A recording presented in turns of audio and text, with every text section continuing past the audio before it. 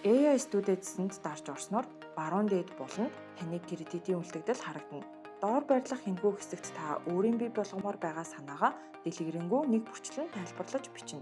Илүү наривчлалтай байх тусам таны төсөөллийг илүү бодит болгох боломжтой. Доор харагдаж байгаа 3 сонголтын эхнийх нь таны үүсгэх пострын арын дэвсгэр форм. Эндээс та өөрт хүснээ сонгож өгнө. Үүний дараа пострын хэмжээг сонгоод вебсайт дээр оруулсан бүтээгдэхүүнүүдээс сонгох, эсвэл хажуугийн зураг гэсэн товч дээр дарж бүтээгдэхүүний зураг оруулаад үүсгэх гэсэн товч дээр дарснаар постэр маань бэлэн болно.